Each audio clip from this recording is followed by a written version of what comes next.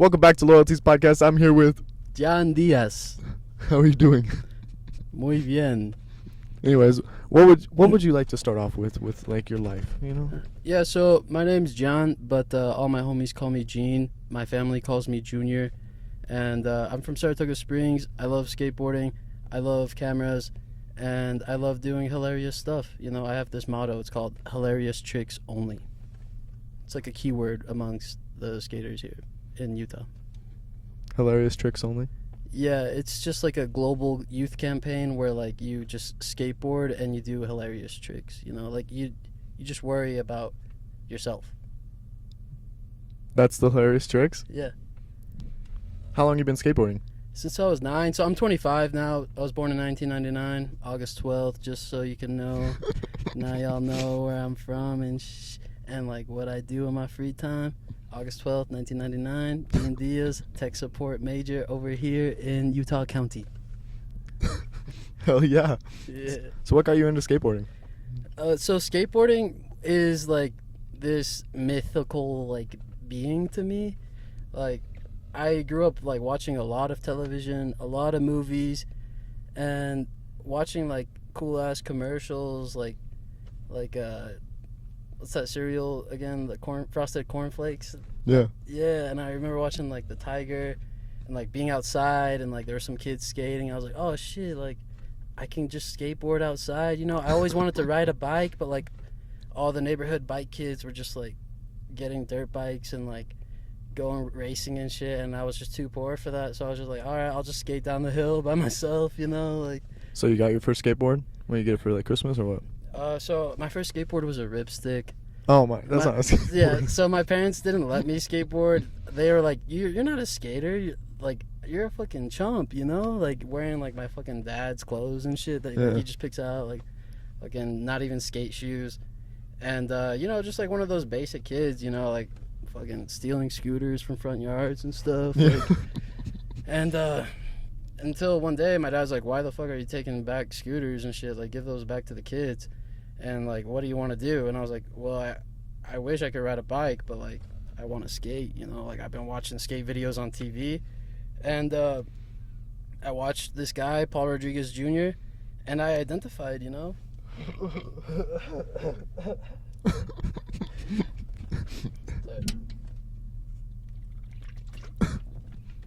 You good? Oh yeah, I'm great. There's a little bit of flatulence in my mouth. But not the wrong way. So yeah, skateboarding is just like a way for me to like express my style. Yeah. Because my parents kind of like forced me to do it that way. They were like, well, you have to like show us you want to skateboard. So they got me a longboard after I got a ripstick. And then I was too nervous to tell everyone I fucking skated, so I just told everyone I longboarded. But I just like going fast and, you know, not eating ass. So where was the transition between the longboard to the actual skateboard? You got ripstick, longboard. It was like all in the same year. After Christmas, I just like learned how to like bomb hills on a ripstick, throw myself into the snow, and then I just got in love with like going really fast. Yeah. And so then I would do that on my longboard, and like I learned how to like slide and shit, and it was just like weird as fuck because it was like totally just a shitty ass like Big Five Sporting Goods longboard and like airwalk, and then I got like a Walmart skateboard. Oh shit. And I learned how to do like a heel flip and like a 180 and all this shit. And then yeah, the next Christmas, ever since I was like 10, I've just been getting skateboards for Christmas. I don't ask for anything else, you know. Just skateboards.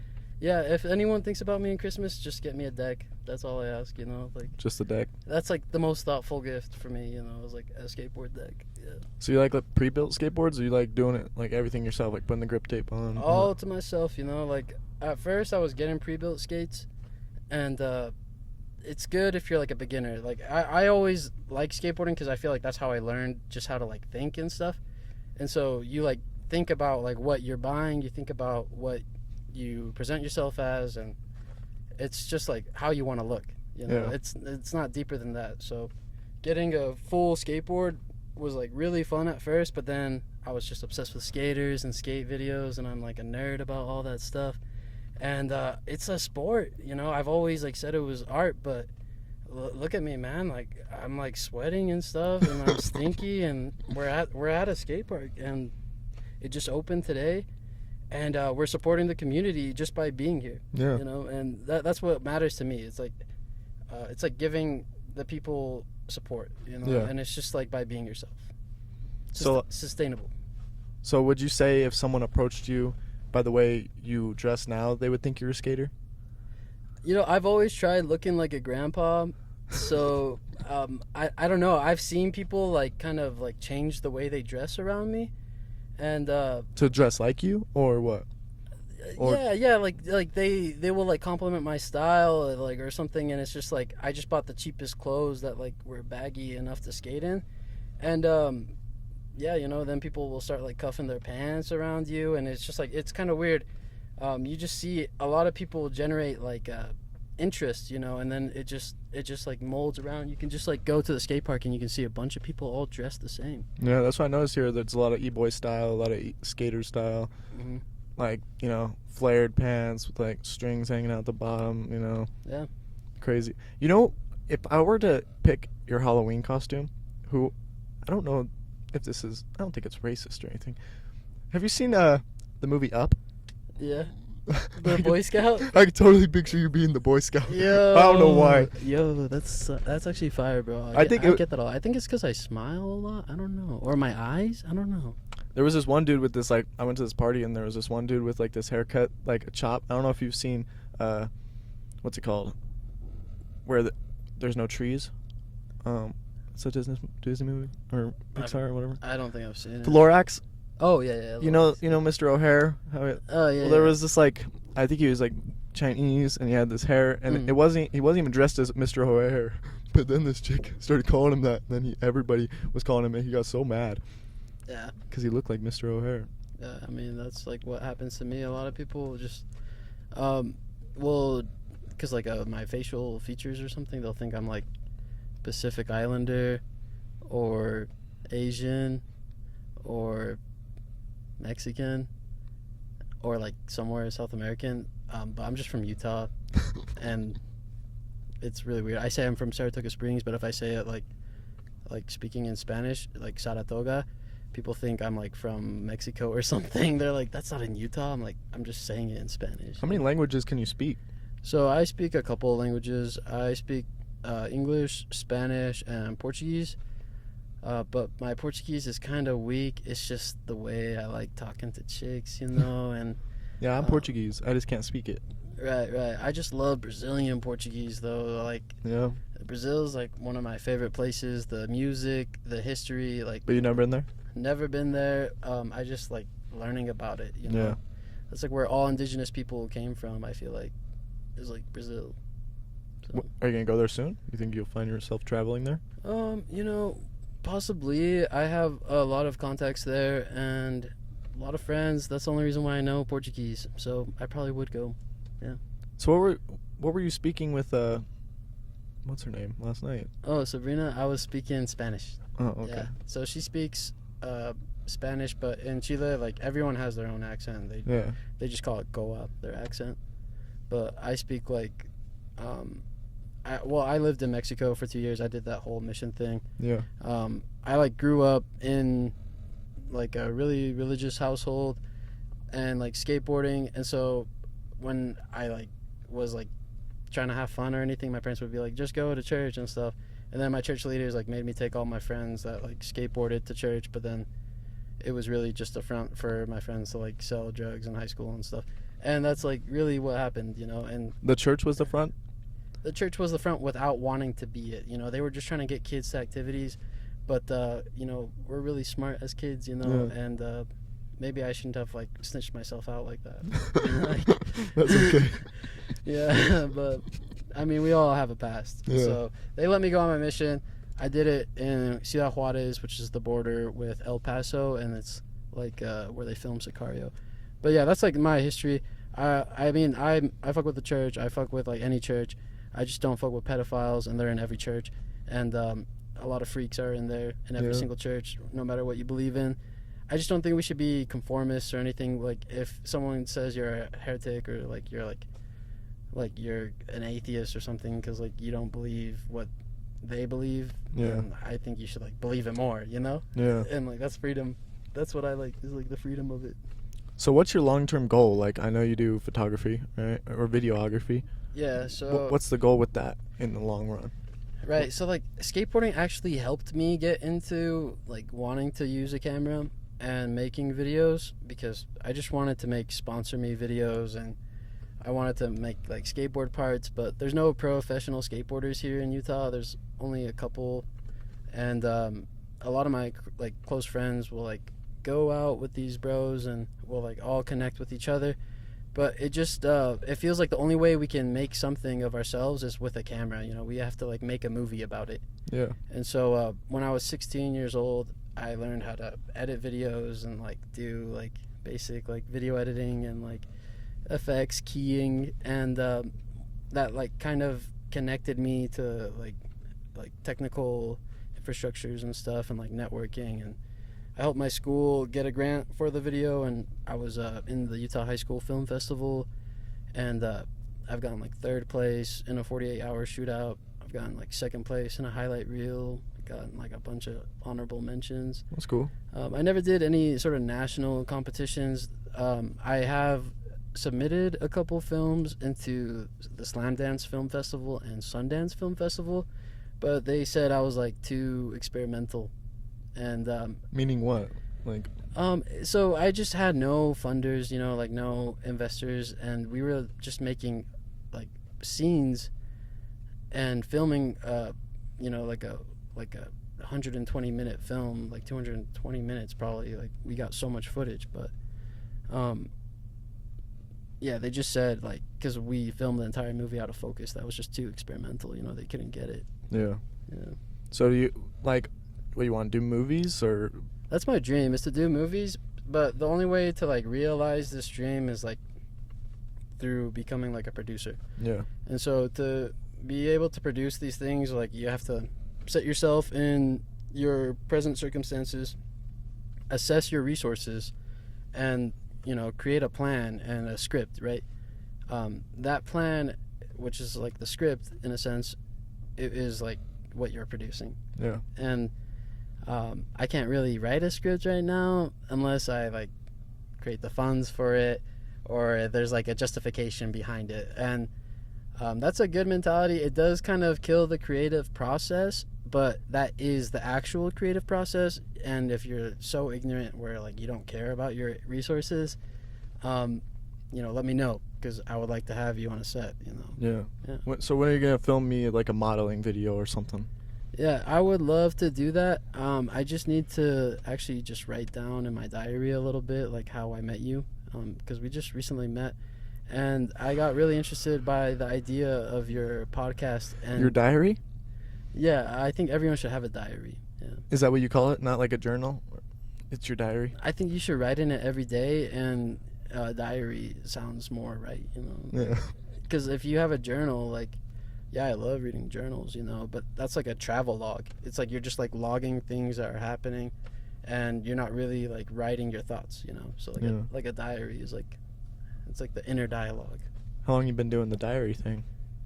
Since I was a kid. So you just have a ton of diaries Yeah, I got hella diaries. with every little. I love Life writing. experience. I love writing poetry. I love reading books. Can you give, like, do you have any Riz poetry? Like, could you Riz the audience with a good poetry slam right now or something? You know, probably not, but I can think of like. Or like, what would be your best pickup line in Portuguese, as you said? Oh yeah, in Portuguese, I would say, oh god, oh god. Oh. Go ahead. No, I couldn't say that. It would be like. Is it dirty? Yeah, I just thought of like something really dirty. I don't want to do it, man. I don't want to say. Is there something less dirty? Because you're saying this is your pickup line, so I mean, if you're willing to say it. No, it's just directly. like the way you speak in like Portuguese or like in Spanish. It's just like it's a romantic thing, you know. Yeah. So like if I say, "Why don't you stay with me?" It sounds romantic. ¿Por qué você não fica comigo? You Oh know? yeah. And you're just like, oh, you know, and like. So you could straight be calling someone a piece of shit, but sound like you're being romantic to them. No. Like- it just sounds weird, but like. Do like something where you're talking shit. I want to see if that, like, say you're calling me a bunch of names. I want to see if that sounds romantic, you know? And because I won't understand you anyways. Right. I don't know. I don't think I could do that, bro. It's like nah, bro, because I'm just gonna get flamed for. No, you're not. Yeah, bro. Like, I only know things like for work. So like, what I did. This is how I actually learned Portuguese. Is like the music was cool and stuff, but I was working for Pearson, the one of their companies that's called Certiport, and for 2 years I was doing tech support, setting up exam centers all over the world, just like from an office. Sometimes they'd send me like around the state to like government testing events for like certifying Utah educators, and I set up a bunch of stuff in Brazil, and I got to learn like Brazil's education plan, and I had that file saved on my computer before like Pearson published it and stuff, and that's like a curriculum that they have going on for people that want to like ally themselves with like the UK or United States, you know. Yeah. So we'd say stuff like, I don't know, like I just feel like if I say something like shit like boha, like they're just gonna be like, oh, this guy's like gringo, you know, he's not actually Portuguese, he's just like a simp for Brazilian chicks. Yeah. Are you? I am, bro. I am. Like, hell, man, if a Brazilian chick could like reach out to me and just like tell me everything I need to do in my life, like that would be your cure. That would be your savior. What? Like that would help be beneficial for you. Yeah, that would be my savior. Actually, like in a way, they would just like connect to my inner self, you know, to my soul. Yeah. It's like whatever they say, just like it reaches my soul, you know. And like when I hear something else, it just goes right past me. I actually know a Brazilian chick. Yeah, but I mean, I'm not a creep, so you know. No, that's okay. You have a type, which is Brazilian. Well, you know, Brazilian. I just like the language. Like Brazil is so big, you know. Like. So what if it was like someone from the U.S. that only speaks Portuguese? Yeah, that's is it still just as attractive? Like, yeah, I'm into that. Yeah. Yeah. Yeah, that's like what I'm just into people that are into Brazil. You know? Yeah. Like that's it. Like we just like have the same wavelength. You know, like we love jazz. You love jazz? Jazz music. I thought you were talking about jazz as in whatever the Utah Jazz. You know, I do like some sports, but like skateboarding, right, is like as deep as I get. So yeah, I'm glad. You're not into like soccer or anything? You know, I'm into playing street soccer, but it's just a lot of gang violence. You know. Yeah. It's just too much gang violence. So that coincides with soccer. Yeah, it actually is. Yeah. So there's like people will like immigrate here, like repping their team and stuff, and then they just like want to fight you because you're like not giving a fuck about soccer, you know? Yeah. Yeah. I'm cool with soccer. I don't really play sports, but do you watch sports? No, just skateboarding. Who's your favorite like skateboarding YouTuber or something? You know, my favorite is Mark Gonzalez. Mark Gonzalez with the S. You know, he's like the most legendary skater. Yeah, and he uploads every day. Yeah. Would you hope to meet him? Maybe film him something? You know, if I could meet him, I would just like to give him a letter, maybe, and a letter. Yeah, just like a letter, because I feel like talking to him, he would just like maybe not like meet my expectations, you know. So like maybe if I could just like give him like a letter, and then if he was somehow like, you think he wouldn't be as chill as you think he would be? Like, yeah, they say never meet the people that you idolize because they're actually shitty or something. They're just not interested in you, you know. Yeah. And like if they are interested in you, then like, oh hell yeah, you just met your idol. But like, nah, he wouldn't give a fuck about me. Probably is like what I think. Like I'm just like. It's all like he sees this and he's like, I'm gonna come hang out with this guy. Dude, I should just like start playing like jazz music on my phone so that way he'd like watch it. Yeah. Nah, that's what would get him. Yeah. Is jazz music. Yeah. So like you listen to jazz? That's your thing? Yeah, jazz is like one of my favorite types of music. A couple years ago, I went to San Francisco, and I was really depressed because I just was working, and you know, everything was like a loop. You know, I can like find myself like a way to break the loop. So every day it was like sleep, work, sleep, work, skate, pass out, go to work again, skate on lunch, skate after work, go to the movies, and that's like hype. You know, that's like what I want to do. But it was just like depressing. Too repetitive, consistent, or what? No, just like I was depressed. Like my feelings were like, oh, like that's like what I had to do to cheer myself up. Oh, okay. You know? And there wasn't like really anything going on in life other than like what I was like trying to make happen. And it was before I had gotten into volunteering. So I went to San Francisco, and I was looking for John Coltrane's church. It's like an Ethiopian Orthodox church, and John Coltrane is like one of the best like jazz players there. I'm pretty sure he plays like the sax or the trumpet. God damn it, I'm gonna get so flamed for not saying the right thing, but yeah, John Coltrane, he's a saint. And his wife ended up getting excommunicated from the church because she was like teaching like a bunch of Eastern religion practices, like Buddhist like meditation and stuff like that. So she got kicked out? She got kicked out, but a lot of people still go to that church and they still listen to jazz. And so I'm like on this jazz quest of life. Ever since then, I just decided to freestyle everything, you know, just like do everything like in the wind, you know, like just let go of everything. What's funny is the way you talk kind of has like this comedic, like an unserious vibe to it. You know, like you're waiting for a joke to pop out when you're talking. I feel like there's some kind of joke just building up while you're speaking. Well, I guess the joke at the end of this, if you're watching this, is me. I'm the joke, you know, and yourself. Because if I'm the joke, then you get to be the joke.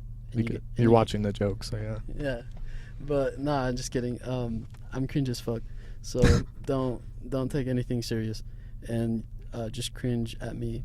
So what's the dating life right now for you? Oh, fuck that shit, dude. I don't give a fuck about anything, dude. Like, what I care about is like friends. Yeah. So, I mean, some girls will like try to go out with me, and I'll hang out with them, and not like an incel. I just don't have like really like romantic relationships right now, you know. But I am like romantic. It's just I fell in love once. Yeah. And there's like a saying, like if you're romantic, you're only allowed to fall in love once. And so ever since then, I've just been like, I don't know, like going out, and everything just feels. So like, you were in a relationship with a girl that you fell in love with, or? Yeah, but yeah, shit happens, you know. And like we were like in the church, and we like grew up together. She's like my childhood crush. She's Brazilian and Mexican, so. Oh, of course, she was. Yeah, so I don't give a fuck though. Like I just had so much motion going on, you know, and like just like couldn't tell her everything that was like happening because of the nature of my safety, you know. Like, yeah. It's just like putting yourself out there? What, putting yourself in a vulnerable position? Yeah, or like, you know, just like. Was she aware of this love that you had? Yeah, you know, I told her, but like I had to cry a lot to let her go. And when she reached out after, you know, it was just really, really short talks, you know, never really opening up again, because once you let go of someone and you weren't open to them all the way, you really have to like protect yourself. And so after that, I realized like I just need to be open to like sincere people around me. Yeah. You know, and like I was just dating and like getting in love because that's like what my therapist was telling me to do after my mission, because my parents got divorced. So so you got like some court mandated fucking court therapy or what? Nah, my mom just said go to this therapist. It's some lady from Venezuela, and I just Venmo'd her. You Venmo'd her to talk to her? Yeah. You paid her so she'll listen to you? Yeah, I paid her like $50-$60. Yeah. Did she help? No, she just listened to me and would like tell me to like go pick up like some bitches and like get over other bitches. And I was like, damn, this is like kind of shitty. I'm kind of cold, you know? Yeah. Like, but now I'm not cold. I'm just chill with everyone, and I tell them like, you know, I'm not really entertaining anything because I'm not stable, bros. Like everything around me just comes and goes. Do you think that'll change in the future, or do you think it's like a stepping, like it's a certain situation now, but you see yourself going away from that? Nah, I don't see myself ever going away from that. I'm just like waiting for someone to like realize that's how it is, you know? And eventually I'll fall in love again, but until like I can find someone that can just accept life, that's like what it is. That sun got bright. Yeah, that's cool. Bright in my eyes. Yeah. Shit. There we go. Yeah. Okay, so we've talked. You speak what, 3 languages? Okay. All right, but I text- speak 2 languages. All right, Okay. I'm a simp for Brazilian bitches. Come my way. I don't speak good Portuguese. Teach me Portuguese, please. Like, but you're not. You wouldn't say you're fluent, or you just know some sayings. Oh shit. Sorry. I need Brazilian bitches to teach me how to speak their love language, bro. Like, if there's no like girl that can just like communicate with me like in English, you know, like Yeah. I can speak Portuguese and I can like go out and like listen to the conversation. I can like read the books. I can write poems, but like I just need a girl to guide me, you know, Yeah. like in that. But I'm not actually gonna like look for that. I'm over it. That's Yeah. like that was like my old self. But if a Brazilian chick were to come to you and want something with you, would you entertain it? Because I would challenge it. I'm gonna challenge it, and you're gonna test it, see what happens. it's gonna fall because the challenge is gonna be too hard. So don't even try, you know. Yeah. So I don't know, but I mean we can hang out though. So Yeah. Yeah.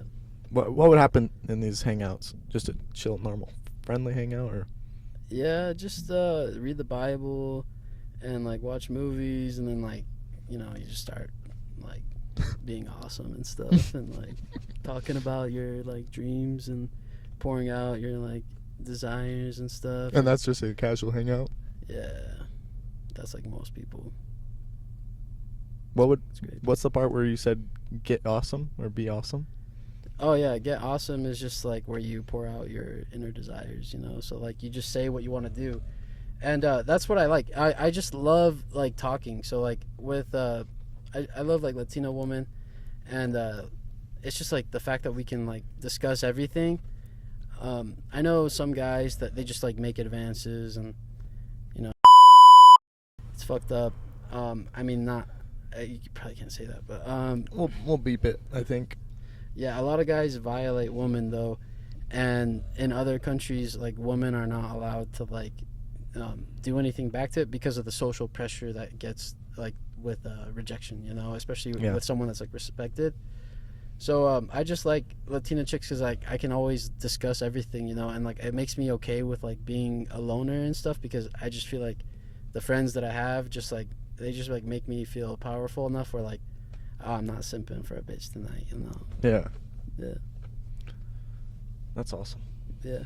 No, dating's like for simps, bro. Like honestly, like if you're like dating and like you don't have like a sugar mama like coming through to like pick you up or something, you know, like what's even the point of it? Like if you're not homies that are just like going to a cookout and you're just like dating a girl, like you're kind of just like renting a girlfriend. That's how I see it. Yeah. You're hanging out and buying stuff for someone else's wife?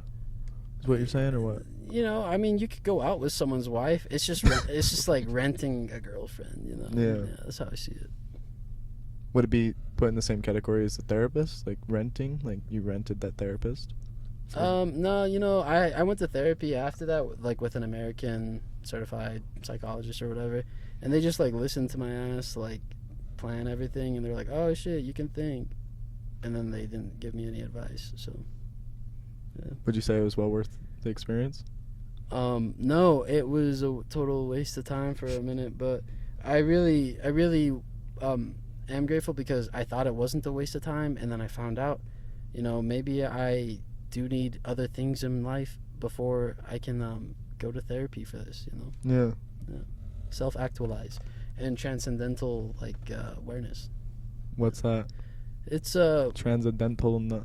So yeah, this is a great topic because after I came back before I went to San Francisco, I read this book called Self-Actualization: The Theory of Transcendence, and it's this book that came out kind of recently, like 2021 or in 2020, and it goes about how our education curriculum has always been lobbied through healthcare industries, and a lot of it roots back to textbooks. And a famous like psychologist or something, his name's Abraham Maslow. He came up with the pyramid of needs, of self needs.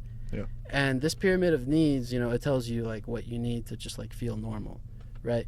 But in this book, it talks about like in his diary, like he always wished they never published his notes because what he did, he came up with that on some sort of like retreat some sort of residence that he was really down bad, really broke, and needed to work. So he was working on a residence in like upstate New York or something, and came up with a pyramid of needs. They loved his notes, but they were looking at it without his consensus. Like he wasn't aware of it. Yeah. And at that time, they just decided they were done with him after the year, and they just picked from what he wrote. They're like, this is our property, and they made it into a textbook.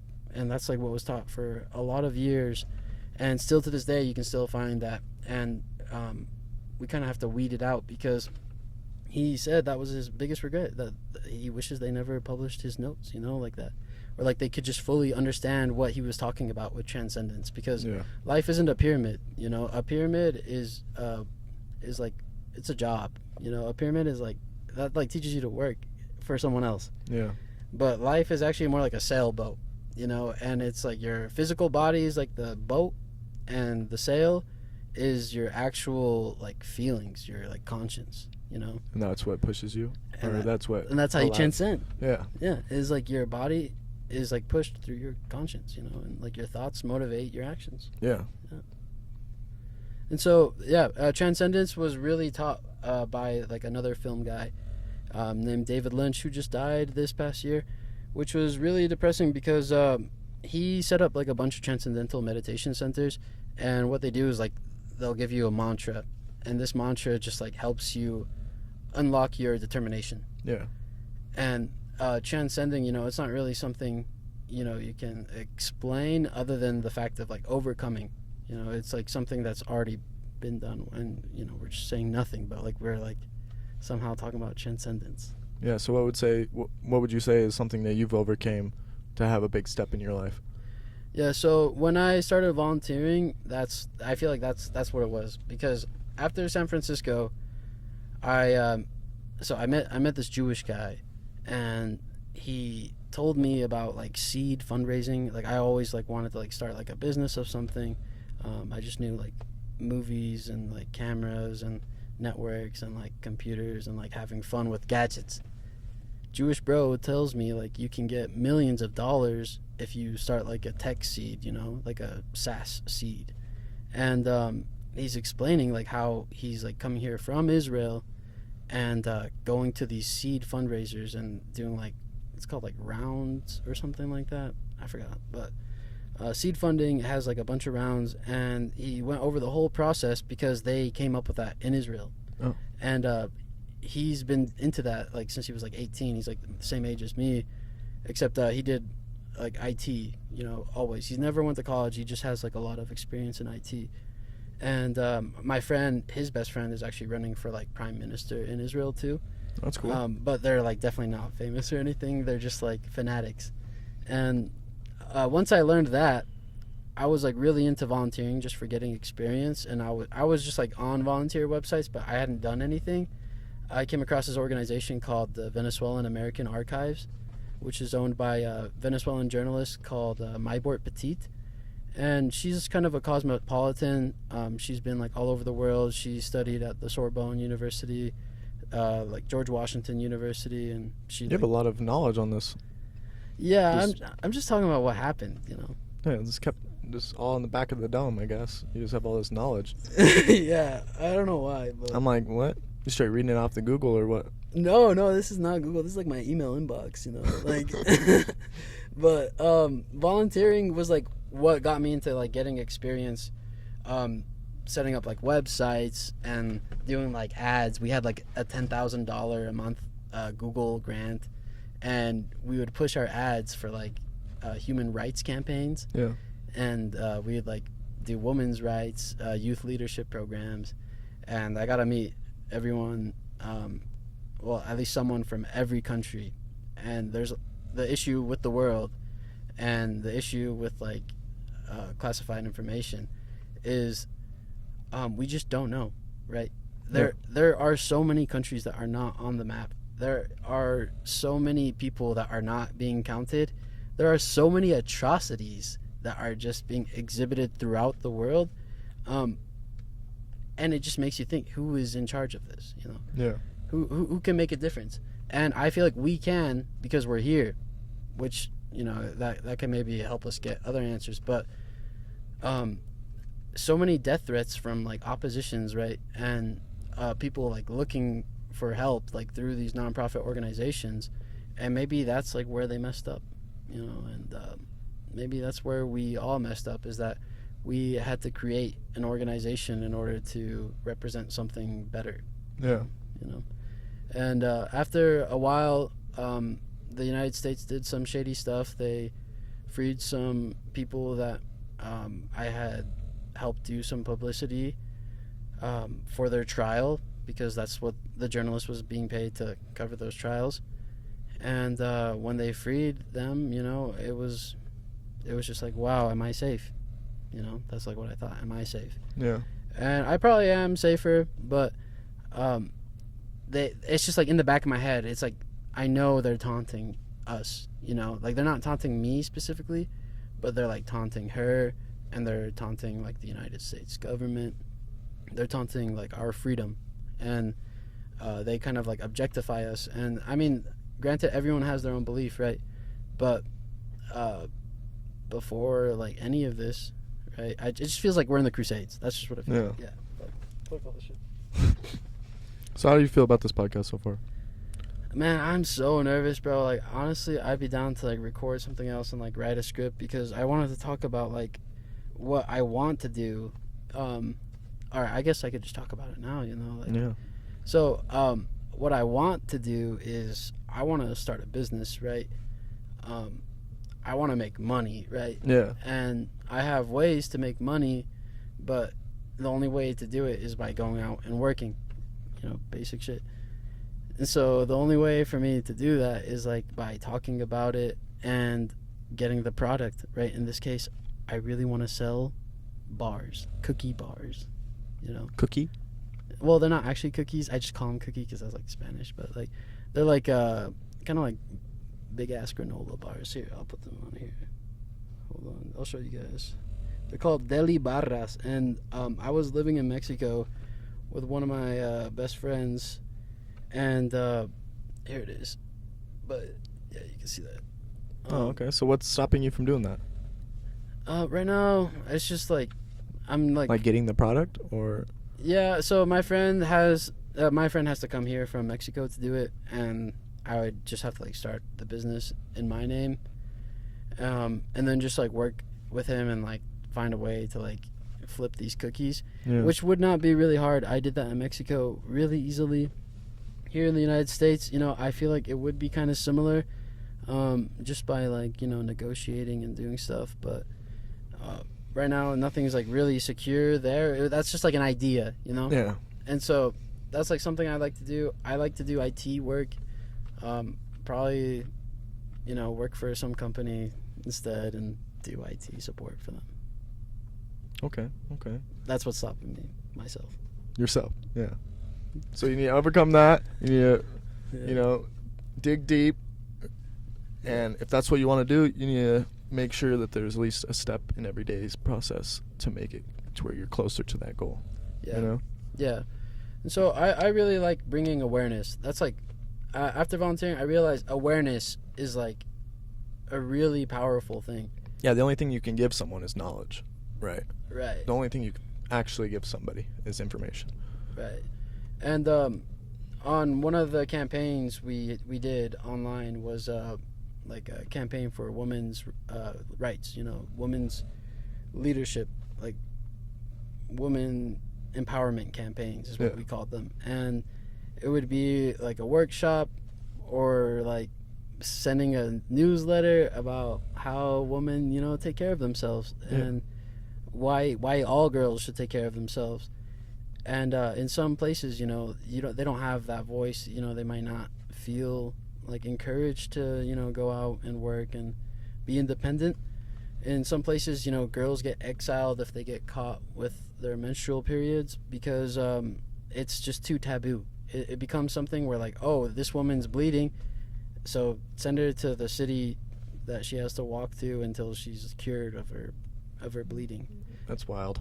Right, but it's like their religious belief, and like people are like trying to like defend their religious beliefs, but like until what point, you know, are we like incriminating people's rights to live, right? And I think that's why the United States and like its allies are big oppositions, because, you know, I mean, queers are lit, you know, Pride Month and stuff. But I mean, everyone to each their own.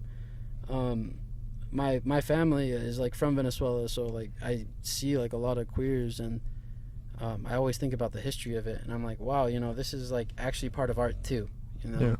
And it's because it gives people a chance to like speak. Yeah. And before they didn't have that chance, so yeah. So a lot of you know, freedom and people being able to come out and be who they are within today's world.